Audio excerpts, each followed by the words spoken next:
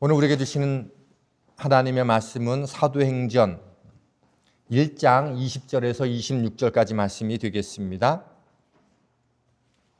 사도행전 1장 20절에서 26절까지 말씀, 신약성경 187페이지 전후 되겠고요. 여러분 가지고 계시는 성경책과 또 화면을 보시면서 우리 교독해서 읽도록 하겠습니다. 제가 먼저 읽고 여러분이 홀수절을 읽도록 하고 마지막은 한 목소리를 봉독합니다. 시편에 기록하였으되 그의 거처를 황폐하게 하시며 거기고 하는 자가 없게 하소서 하였고 또 일렀으되 그의 직분을 타인이 취하게 하소서 하였도다. 요한의 세례로부터 우리 가운데서 올려져 가신 날까지 주 예수께서 우리 가운데 출입하실 때에 항상 우리와 함께 다니던 사람 중에 하나를 세워 우리와 더불어 예수께서 부활하심을 증언할 사람이 되게 하여야 하리라 하거늘 그들이 두 사람을 내세우니 하나는 바사바라고도 하고 별명은 유스도라고도 하는 요셉이요 하나는 마띠아라. 그들이 기도하여 이르되 무사람의 마음을 아시는 주여 이 두 사람 중에 누가 주님께 택하신 바 되어 봉사와 및 사도의 직무를 대신할 자인지 보이시옵소서. 유다는 이 직무를 버리고 제 곳으로 갔나이다. 함께 있습니다. 제비 뽑아 마띠아를 얻으니 그가 11 사도의 수에 들어가니라. 아멘. 우리 앞뒤 자가 계신 분들하고 한번 인사하시죠. 하나님의 은혜가 가득하길 소망합니다. 이렇게 한번 인사하시죠. 하나님의 은혜가 가득하기를 소망합니다. 이제 날씨가 많이 더워졌습니다. 여러분들 건강 유념하시고 우리 교회 이 건물이 늦어도 올해 12월이면 마무리가 된다라고 하는 공식적인 연락을 받았습니다. 아마 요 지하가 여름 나긴 그래도 좀 낫지 않을까 이런 생각들 해보면서 계속적으로 기도해 주시길 부탁을 드립니다. 제가 계속적으로 사도행전을 이제 시리즈로 쭉 살펴보고 있는데 오늘 우리가 함께 나누게 된 말씀은 가룟 유다를 대신해서 12번째 또 다른 제자를 세우는 사도의 수를 보충하는 그런 본문의 내용입니다. 그리고 이 본문의 내용들에 대해서 또 다양한 해석들이 있고 다양하게 또 의견들이 여러 가지가 있습니다.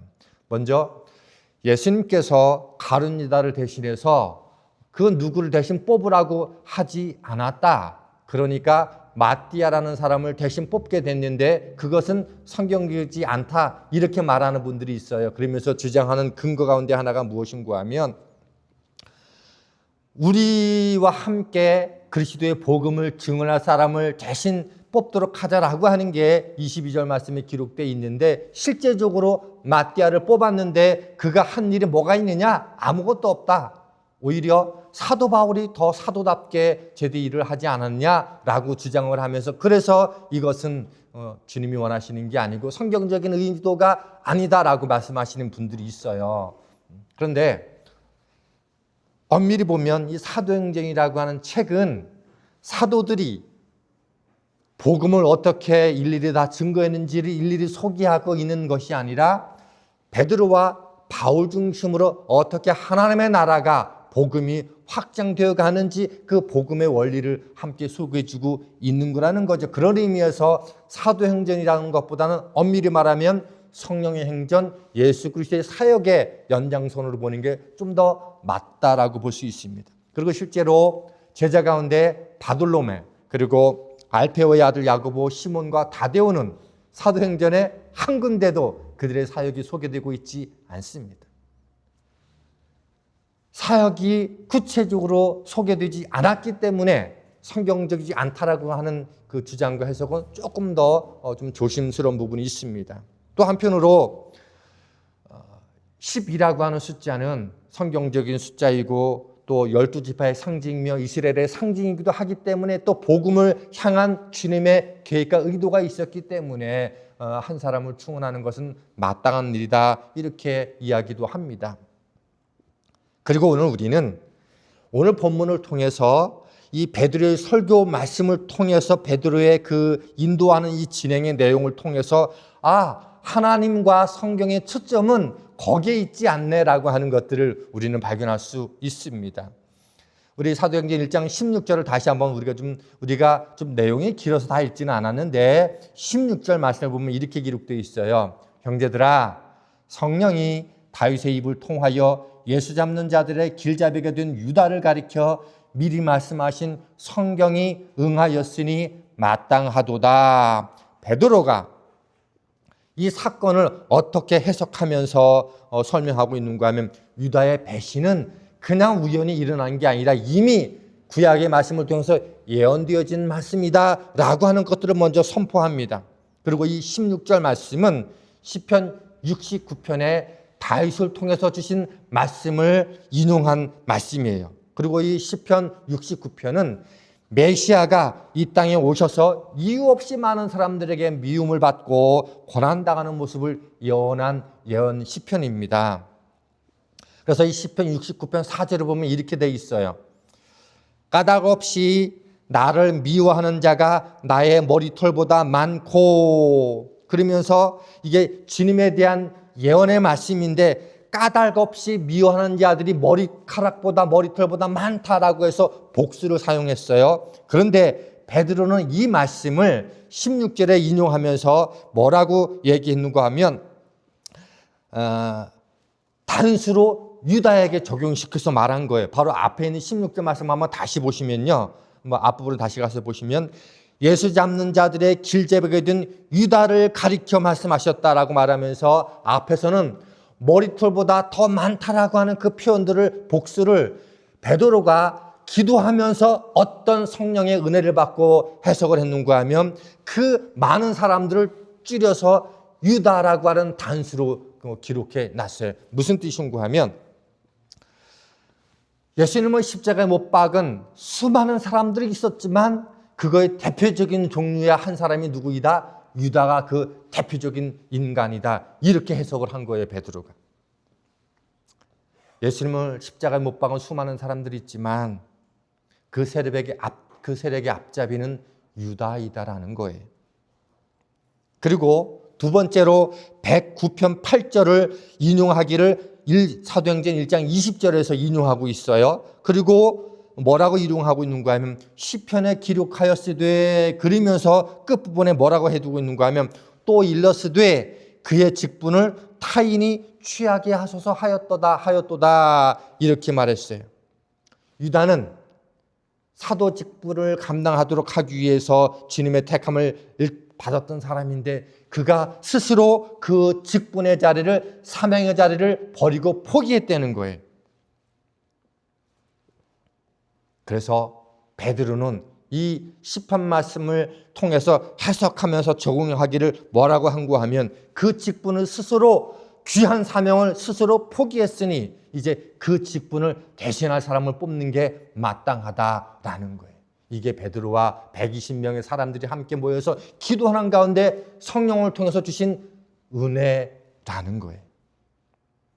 유다가 주님을 버리고 직분을 포기했으니 그 맡은 바 직분을 또 다른 누군가를 통해서 함께 감당하도록 해야 하는 게 마땅하다라는 거죠. 이 말씀은요, 너무 중요합니다. 유다가 죽었으니까 한 사람을 그냥 대신 충원하자라고 하는 게 본뜻이 아니라 사도행전을 보면 우리가 이 의미를 잘 알 수 있어요. 이 사도행전, 주님의 부활하시고 승천하신 후에 곧바로 처음에 사도행전을 보면 사도 야고보가 순교를 당하지 않습니까? 만일에 제자 중에 누군가가 죽었기 때문에 뽑아야 된다면 야고보가 죽었으면 그를 대신할 사람도 뽑아야 되는 게 마땅해요. 그런데 야고보를 대신해서 누군가를 뽑진 않았어요. 왜?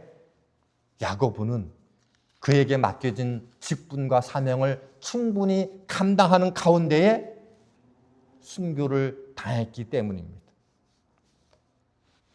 그런데 유다는 어때요? 직분자로, 사명자로 부름을 받았는데 스스로 주님을 팔아 넘기면서 스스로 그 길들을 버렸다는 거예요. 그래서 그 사명을 감당할 수 있는, 그 직분을 감당할 수 있는 사람들을 이어받아야 되기 때문에 이렇게 세웠다는 거예요. 이렇게 사도 베드로는 이 시편 은혜의 말씀을 해석하면서 그러면 우리가 누구를 뽑아야 될 것인가라고 하는 그 질문 앞에서 21절과 22절을 통해서 우리에게 가이드를 주고 있습니다. 21절과 22절을 제가 읽어보겠습니다. 이러므로 요한의 세례로부터 우리 가운데 올려져 가신 날까지 주 예수께서 우리 가운데 출입하실 때 항상 우리와 함께 다니던 사람 중에서 하나를 세워 우리와 더불어 예수께서 부활하심을 증언할 사람이 되어야 하리라. 두 가지가 나옵니다. 제가 번호를 쳐놨는데 첫 번째 자격은 뭐예요? 항상 우리와 다니던 사람. 요한의 그 세례 때부터 십자가와 부활까지 그 과정 가운데 좋은 일이 있었던, 나쁜 일이 있었던, 즐거운 일이 있었던, 힘든 일이 있었던 상관하지 않고 끝까지 함께 머물렀던 사람. 그게 사도의 첫 번째 조건이라는 거예요. 예수님의 설교를 들었고 예수님과 함께 사역 현장에 있었고 주님의 삶을 누구보다 가까이 보았던 사람. 하나님이 먼저 하나님의 사람으로 세우는 사람은 주님과 늘 동행하기를 기뻐했는가? 그리고 끝까지 그 곁을 지키려고 애를 쓴 사람이었는가라는 거예요. 교회 일도 일꾼도 마찬가지입니다. 10년 전에 받았던 은혜를 가지고 늘 그것만 가지고 살아가는 사람이 아니라 어제도 하나님을 만났고 오늘도 하나님을 만났고 앞으로 매 순간의 삶 속에서 지금도 주님과 교제하기를 기뻐하고 그 자리에 머물러 있는 사람, 그게 하나님이 쓰시는 사람이라는 겁니다. 두 번째 자격은 제자들과 더불어 우리와 함께 예수의 부활하심을 증언할 사람이어야 한다라고 말해주고 있어요. 증언할 사람, 계속적으로 반복해서 말씀을 드렸던 것처럼 증언은 곧 순교자와 다름없는 표현이라고 그랬어요. 어딜 가든지 예수님의 부활을 증언하는 것 때문에 어떤 대가도 치를 수 있는 준비가 된 사람, 그게 제자의 자격 두 가지를 정해놓았어요. 그리고 이런 자격을 가지고 그동안에 우리와 함께했던 사람들 중에서 누가 적당할까 했더니 두 사람이 치러졌어요. 한 사람은 바사바 혹은 별명이 유스도라고 하는 본명은 요셉이라고 하는 사람, 바사다, 유스도, 요셉이라는 한 사람과 또 하나는 마띠아라는 사람이 두 사람이 자격 조건에 합당하다라고 하는 게 공동체 120명의 생각이었어요. 그런데 한 사람은 마띠아라고만 소개되어 있고 성경 전체적으로 여기 그 밖에는 아무것도 나오지 않아요. 그런데 바사바, 유스도 혹은 요셉이라고 하는 사람은 별명까지 불려질 정도로 더 유력한 사람이었음을 짐작할 수 있어요. 이 정도면 우리는 누구를 제자로 뽑는 게 마땅하다고 생각해요? 당연히 바사바 혹은 요셉이라는 사람이 뽑힐 수 있는 확률이 높다는 거예요. 근데 이 120명의 사람들이 무엇을 했는가 하면 그거는 우리의 생각일 수 있으니 하나님의 생각은 어디에 있는지 우리가 하나님 앞에 기도해 보고 하나님의 판단을 따르자. 그리고 그들 앞에 그들이 하나님께 맡겼어요. 그게 1장 24절의 말씀이에요. 무사람의 마음을 아시는 주님, 우리의 마음도 알고 그 두 사람의 모든 삶의 구석구석도 아시는 주님, 두 사람 중에 누가 택하신 바 되는 게 좋습니까? 라고 하나님께 맡기고 기도하면서 제비를 뽑기를 했어요. 그리고 결과 마띠아가 뽑혔습니다. 이게 오늘 본문의 전체적인 개요이자 내용입니다. 저는 이 본문 말씀을 가지고 좀 몇 가지 우리 가운데 좀 고민하면서 생각할 수 있는 내용을 여러분과 좀 나누기를 원합니다. 이 장면은요, 우리에게 아주 중요한 질문을 던져줍니다. 이 모임을 이끌고 있는 베드로와 가룟 유다가 대조되고 있고요. 또 한 사람 요셉이라는 사람과 마띠아가 대조되고 있어요. 그리고 우리는 이렇게 질문해 볼 수 있어요. 왜 하나님께서는 베드로를 영광스러운 자리에 세우셔서 유다의 인생을 시편으로 해석하게 하셔서 이 모든 모임을 이끌어갈 수 있는 중요한 인물로 그 베드로를 택하셨는가? 그리고 왜 유다는 버림받을 수밖에 없었는가? 두 번째로는 훨씬 더 평판이 있고 별명까지도 사람들이 주변에서 지어준 그 별명까지도 있고 더 평판이 좋은 그 바사바 혹은 유스도라고 하는 요셉이 아니라 마띠아를 선택하셨을까? 오늘 우리는 좀 질문해 볼 필요가 있습니다. 첫 번째, 베드로와 한번 유다를 생각해 보시자고요. 베드로, 우리가 알고 있는 것처럼 그는 완벽한 사람이 아니었어요. 예수님께서 나는 이제 십자가 길을 걸어가게 될 거예요 라고 말씀하시자 베드로가 강하게 반대하면서 마태복음 16장 22절에 이렇게 얘기한 바가 있어요. 주여, 그리하지 마옵소서. 이 일이 결코 주께 미치지 아니하리이다. 주님 앞에 절대 그런 일은 없을 거예요. 내가 책임지겠습니다. 그런 말 아니겠습니까? 그런데 그런 베드로 향해서 주님이 이렇게 말씀해 주셨어요. 23절 보니까 사단아 내 뒤로 물러가라. 내가 하나님의 일을 생각하지 아니하고 도리어 사람의 일을 생각하는도다.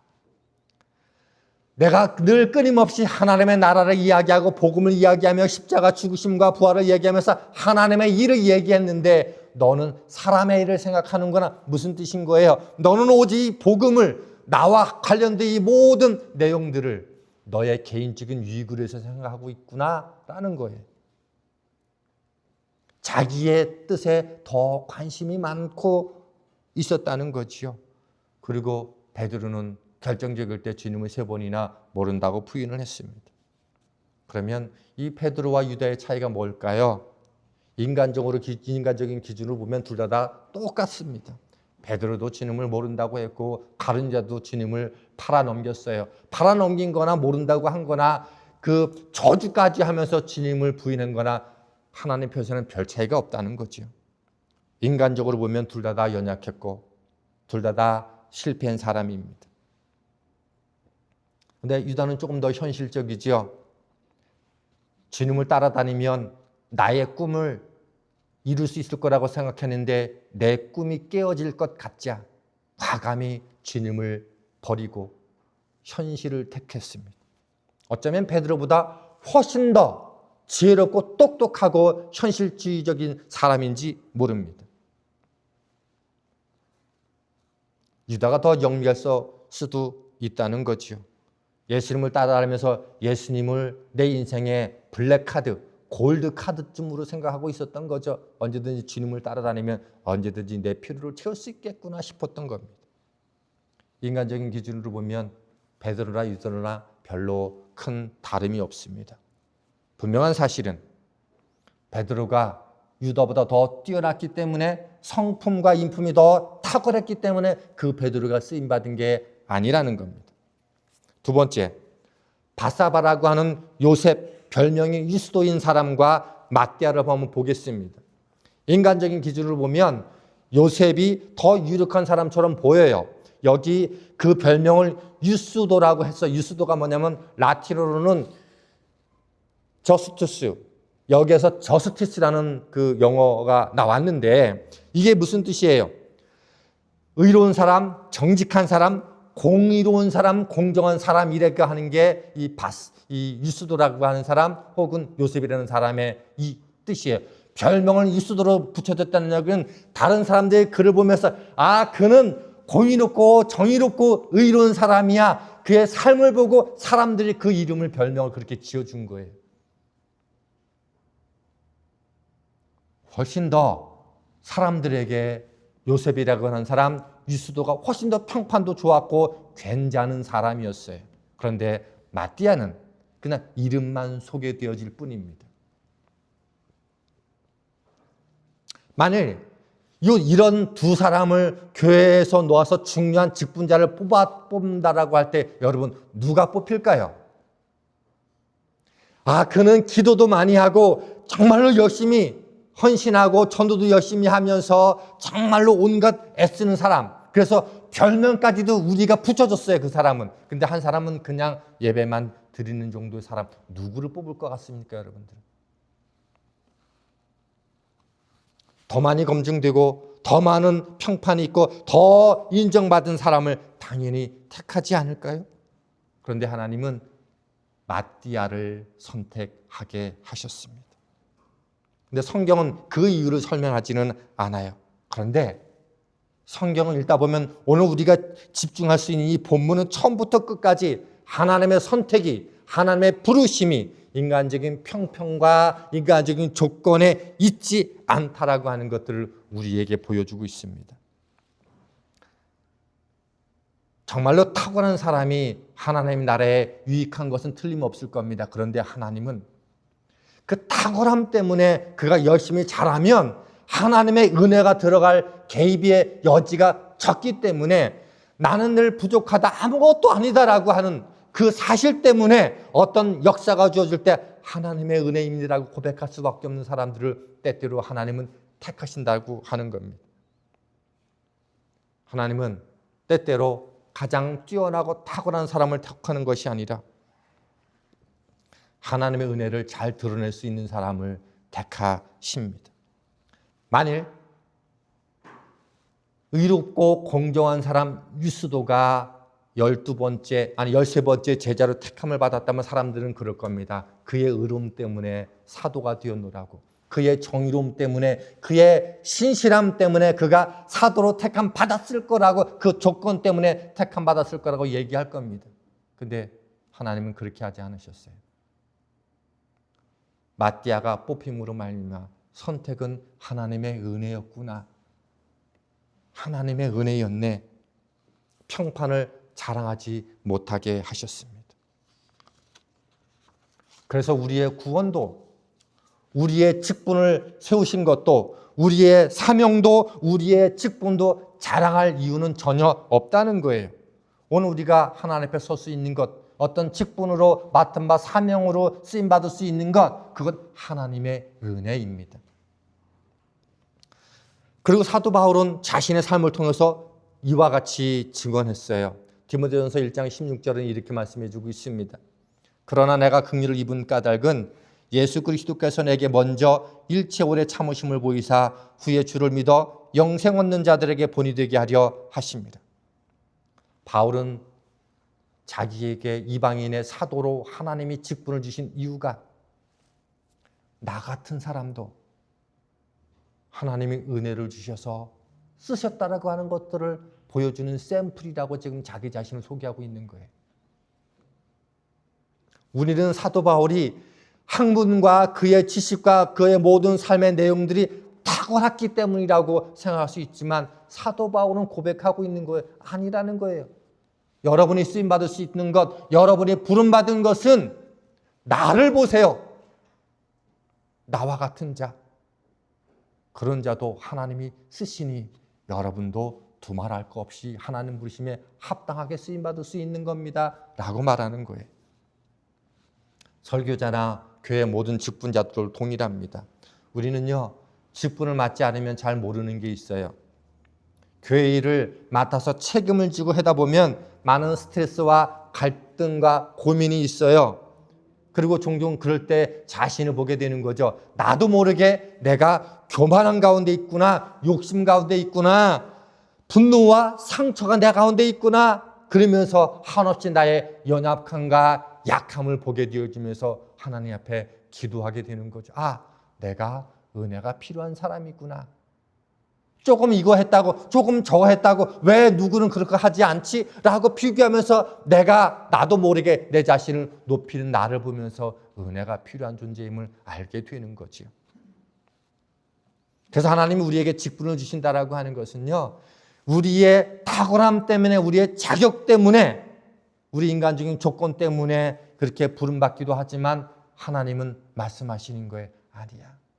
너가 그 직분을 감당하다가 너의 교만과 악함도 보게 되고, 그래서 끊임없이 하나님 앞에 은혜가 필요한 존재라는 것을 알도록 하기에 너를 부른 거야 라는 의미도 우리는 이해할 필요가 있습니다. 그러면서 그도 부족한 사람인데 저렇게 직분을 감당하고 있네 라고 이야기하면서 저 사람도 사용하네, 저런 사람도 하나님께서 붙들고 계시나, 그렇다면 나도 그와 다르지 않은 존재이니 하나님이 나를 부르실 때 나도 기꺼이 감당할 수 있어야 되는 거니 라는 고백으로도 나가게 되는 거죠. 성경은요, 인간적으로 보면 더 훌륭한 사람, 사람도 있고 더 능력 있는 사람도 있고 똑똑한 사람도 있어요. 또 그런 사람을 당연히 쓰시지요. 근데 때때로는 그렇지 않은 사람도 하나님은 선택하신다는 거예요. 왜냐하면 하나님이 정말로 원하시는 것은 너의 능력 때문이 아니라 너의 약함과 부족함 때문에 너의 삶 속에 내 능력과 은혜가 드러나는 것들을 고백할지도 않은 사람, 그런 사람을 하나님은 쓰기를 원하신다는 거예요. 이제 말씀을 정리하면서 오늘 여러분과 함께 우연히 알게 된 동화책 하나를 영상과 PPT와 함께 소개하면서 오늘 말씀과 함께 기도하기를 원합니다. 어린이 동화책 중에 아주 글이 짧고 그림으로 되어 있는 나 혼자 했어요 라는 책이 있어요. 주인공은 아마 3, 4살 정도 되는 아주 여자의 어린아이입니다. 그리고 그 밑에는 1, 2살쯤 되어 보이는 아기 동생도 있습니다. 자, 다음 장면. 엄마가 아기를 재우고 있어요. 쉿, 엄마랑 아기가 코 자요. 그 다음 장면. 그런데 전화가 갑자기 왔어요. 쉿, 아가 깰라, 얼른 받아야지. 아이가 혼자 전화를 받습니다. 여보세요? 끊어졌네. 전화는 잘 받았는데 수화기를 아무렇게나 내려놓았습니다. 근데 엄마가 어디선가 모르게 나타나서 수화기를 제자리에 놓아줍니다. 그리고 이 아이는 그 사실을 모릅니다.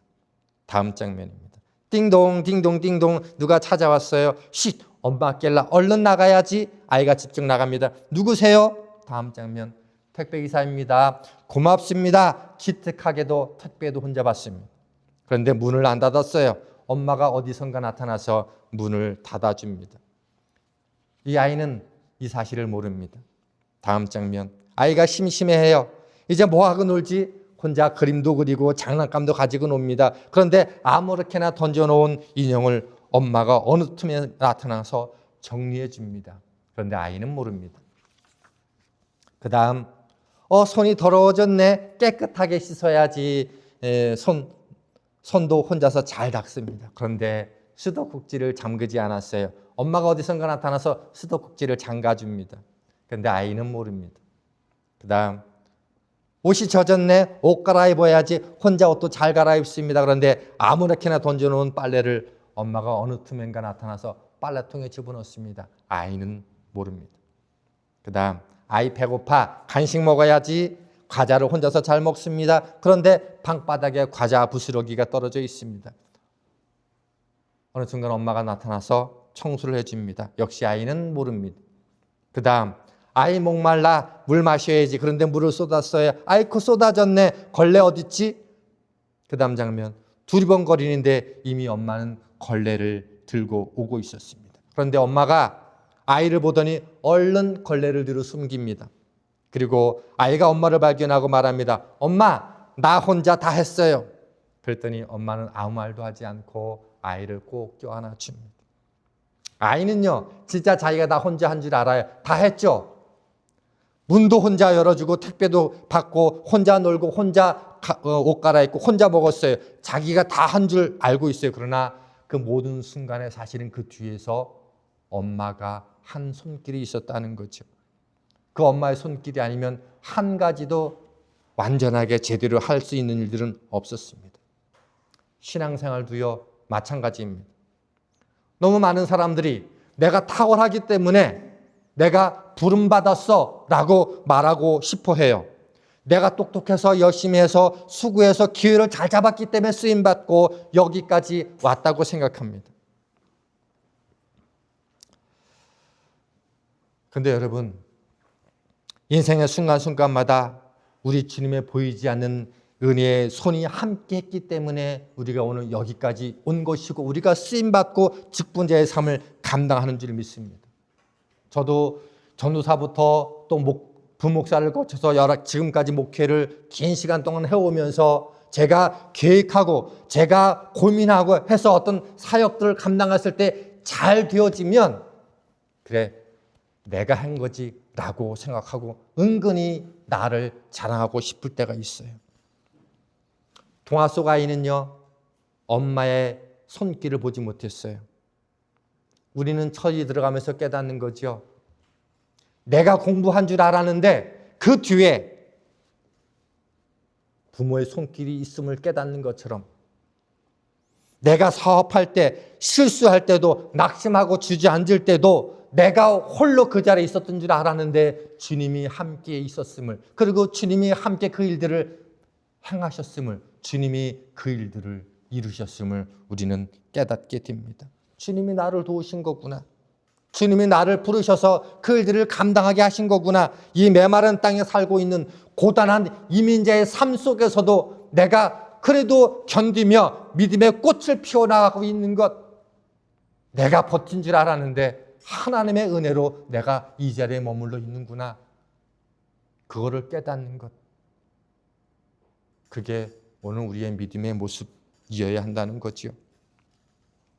하나님이 우리를 부르신 것은 오직 하나님의 은혜임을 알게 하려고 저는 오늘 마띠아를 뽑는 이 과정 속에서 우리에게 주신 은혜가 있다고 생각합니다. 그리고 이 모든 과정이 세팅이 되고 나서 드디어 오순절에 성령의 역사가 펼쳐지고 있다고 하는 것은 하나님의 나라와 하나님의 복음이, 성령의 역사가 임하는 까닭은 앞으로 어떻게 하나님 나라가 확장되어 가는가? 똑똑하고 대단한 사람이 아니라 약하고 부족하지만 하나님의 은혜가 그 인생 속에서 언제든지 드러날 수 있는 사람을 통해서 일하고 계심을 우리에게 보여주는 사인 가운데 하나가 오늘 본문의 말씀이라고 생각합니다. 여러분이 앞으로 믿음 생활을 하면서